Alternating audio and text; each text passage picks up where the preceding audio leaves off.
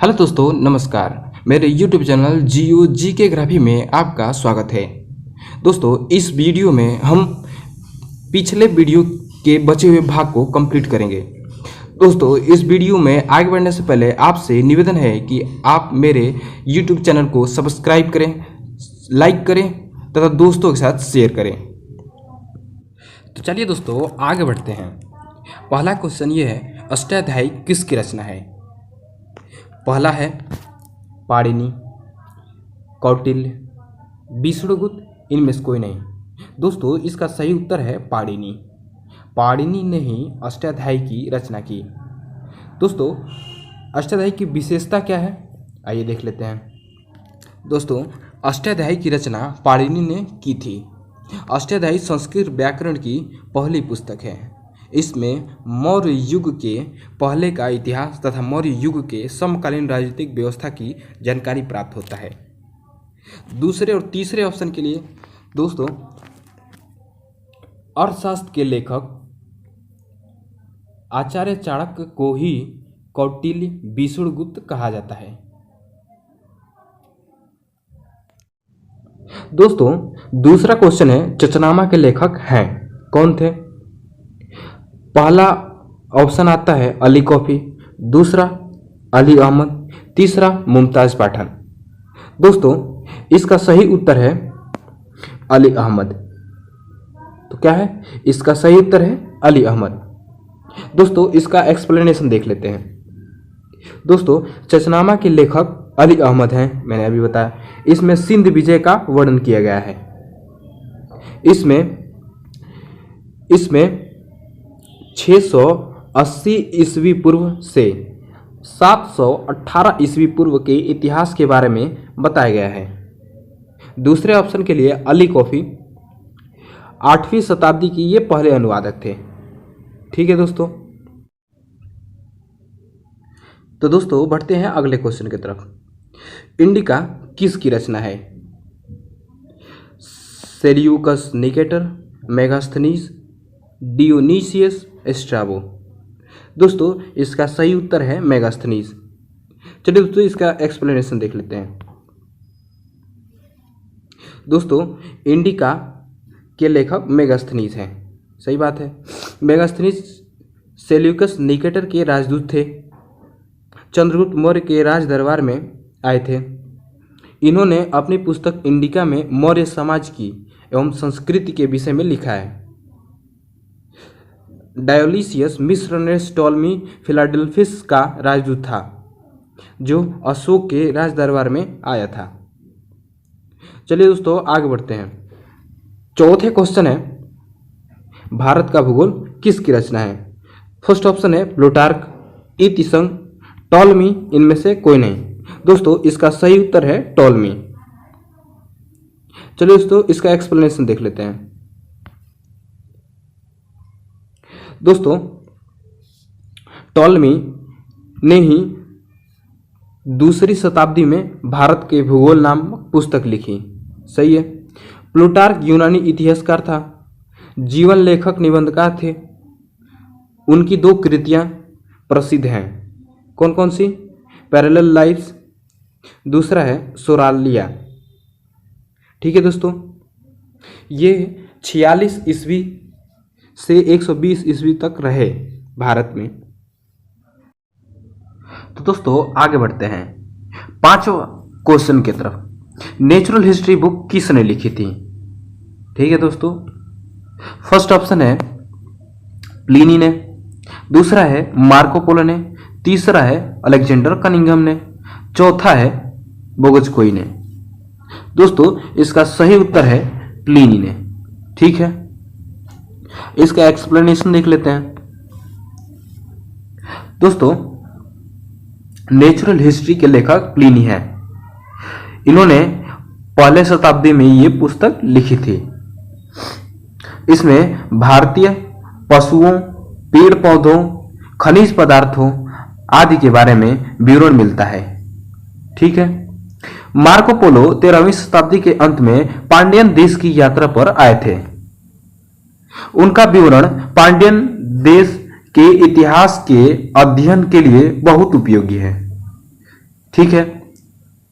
1400 ईस्वी पूर्व के अभिलेख बोगाज कोई से वैदिक देवता वरुण इंद्र के बारे में हमें जानकारी मिलती है। ठीक है दोस्तों, आगे बढ़ते हैं। दोस्तों, सीयू के भ्रमण वृत्तांत किसने लिखी थी? ठीक है, वेनसांग ने, फायान ने, संयुगन ने, तारानाथ ने। दोस्तों, इसका सही उत्तर है वेनसांग ने।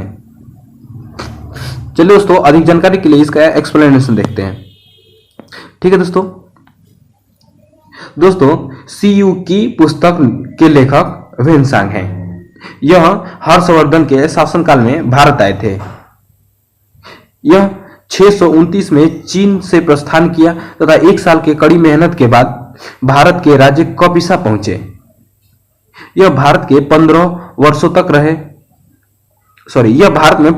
तक रहे और बिहार के नालंदा जिला में नालंदा विश्वविद्यालय से अध्ययन प्रारंभ किया और बाद में इन्होंने भारत से बौद्ध ग्रंथों को एकत्र कर वापिस चीन 645 में लौट गए। ठीक है दोस्तों, फाहियान यह एक चीनी यात्री थे जो गुप्त नरेश चंद्रगुप्त मौर्य द्वितीय के दरबार में आए थे। उन्होंने अपने विवरण में मध्य प्रदेश की संस्कृति तथा सामाजिक रीतियों पर, नियम कानूनों पर प्रकाश डाला है। यह भारत में 14 वर्षों तक रहे। ठीक है जी, यह भी एक चीनी यात्री थे। ठीक है, 518 ईस्वी में भारत आए। इनके अपने 3 वर्षों के यात्रा के दौरान बौद्ध धर्म की प्राप्तियां एकत्रित की और वापस चीन लौट गए। ठीक है, तारानाथ एक तिब्बती लेखक थे। इन्होंने अपने ग्रंथों तंगयूर एंड कंगयूर, एक और है कंगयूर, में भारतीय इतिहास के बारे में पता चलता है। ठीक है दोस्तों, आगे बढ़ते हैं।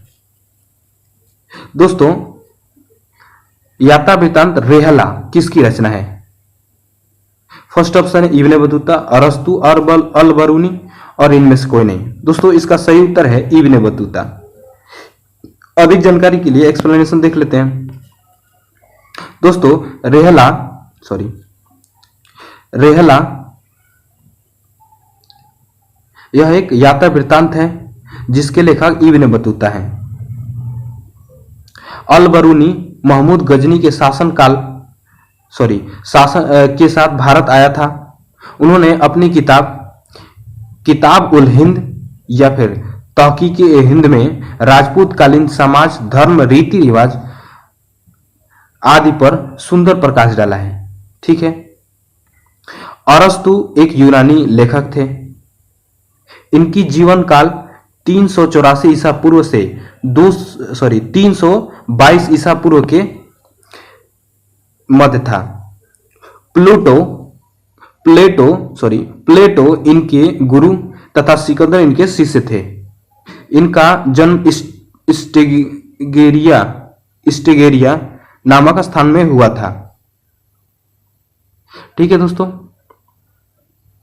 आगे बढ़ते हैं। किताब उल हिंद तहकीक ए हिंद किसने लिखी? फर्स्ट ऑप्शन है अल बरूनी, दूसरा है सुलेमान, तीसरा है अल मसूदी, इनमें से कोई नहीं। दोस्तों, इसका सही उत्तर है अल बरूनी। ठीक है, इसका एक्सप्लेनेशन देख लेते हैं। दोस्तों, जो इनके लेखक है अल बरूनी है। ठीक है, ये तो मैंने बता ही दिया आपको। ठीक है, सुलेमान एक उस्मानी सल्तनत के 10वें शासक थे। इनका शासनकाल 1500 ईस्वी से 1556 ईस्वी तक रहा, 46 साल रहा। इनकी समाधि स्थान इस्तांबुल है। ठीक है, अल मसूदी एक प्रसिद्ध अरबी भूगोलवेत्ता थे। इन्होंने 910 ईस्वी में से 940 ईस्वी के दौरान भारत की यात्रा की। गुर्जर प्रतिहार वंश के शासक महिपाल के शासनकाल में गुजरात की यात्रा पर आए थे। ठीक है दोस्तों, आगे बढ़ते हैं। एक सिंपल सा क्वेश्चन था, तंगयूर और कंगयूर किसकी रचना है? दोस्तों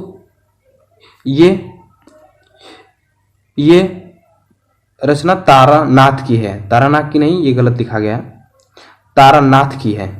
ठीक है दोस्तों, आगे बढ़ते हैं। भारतीय पुरातत्व शास्त्र की पितामह किसे कहा जाता है? तो इसके ये हैं सर अलेक्जेंडर कनिंघम को कहा जाता है। दोस्तों वीडियो पसंद आया हो तो वीडियो को लाइक करें, शेयर करें तथा मेरे चैनल को सब्सक्राइब करें।